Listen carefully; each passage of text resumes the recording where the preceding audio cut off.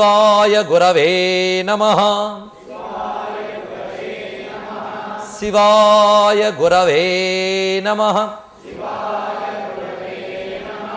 శివాయ గురవే నమః. శివాయ గురవే నమః.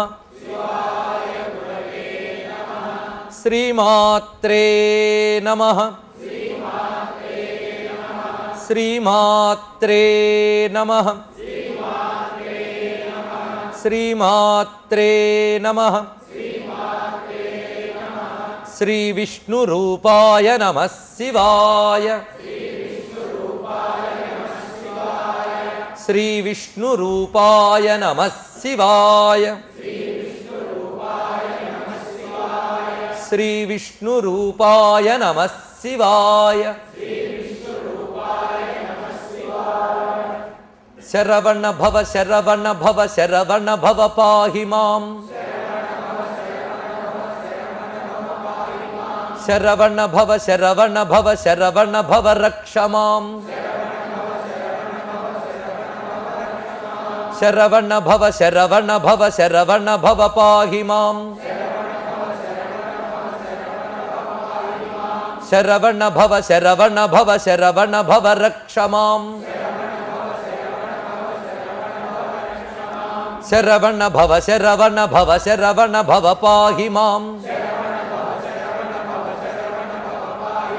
శరవణ భవ శరవణ భవ శరవణ భవ రక్ష మాం.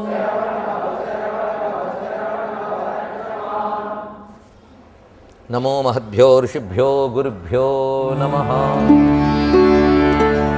క్షేత్రాది దేవములందరికీ నమస్కరించి భగవన్మయమైన సభా సదస్సు సవినయ నమస్సులు సమర్పణ చేసుకుంటూ సుబ్రహ్మణ్యోపాసన చేసుకోబోతూ ఉన్నాం. సుబ్రహ్మణ్య తత్వాన్ని భగవద్ అనుగ్రహం వల్ల తెలుసుకునేటువంటి శక్తి లభిస్తున్నది. ఇది ముఖ్యంగా గురుపీఠం. గురుగుహుడు అని సుబ్రహ్మణ్య స్వామి యొక్క పేరు. క్షేత్రం స్కందగిరి. ఈ గురుగుహుణ్ణిచ్చిన గురువుగారు జగద్గురువులు శ్రీ శ్రీ శ్రీ చంద్రశేఖర యతీంద్ర స్వామివారు. తత్పరంపరగా వచ్చినటువంటి శ్రీ శ్రీ శ్రీ జయేంద్ర సరస్వతి స్వామివారికి, శ్రీ శ్రీ శ్రీ విజయేంద్ర సరస్వతి స్వామివారికి నమస్కరిస్తూ గురుగుహ స్మరణతో ఇప్పుడు మనం సుబ్రహ్మణ్య తత్వంలోకి వెళుతూ ఉన్నాం. భారతీయ వైదిక మతం అంతా కూడా మొత్తం 6 విధాలుగా ఉన్నది. దీన్ని మనం షణ్మతాలు అని వ్యవహరిస్తూ ఉంటాం. అది ప్రధానంగా గాణాపత్యం, సౌరము, వైష్ణవము, శైవము, శాక్తేయము, స్కాందము అని చెప్పబడుతూ షణ్మతములు. ఈ 6 మొత్తం వైదిక మతం అంతా కూడా. ఇందులో ఎవరు దేనికి చెందినప్పటికీ కూడా వారందరూ వేదమతానికి చెందినవారే. కానీ 6 కూడా ఒకటే పరతత్వాన్ని చెప్తున్నది. అలాంటి షణ్మతముల యొక్క తత్వాన్ని సుప్రతిష్ఠితం చేసిన మహానుభావులు జగద్గురువులు ఆదిశంకర భగవత్పాదుల వారు. అందుకు ఆయన మనం షణ్మత స్థాపనాచార్య అంటున్నాం.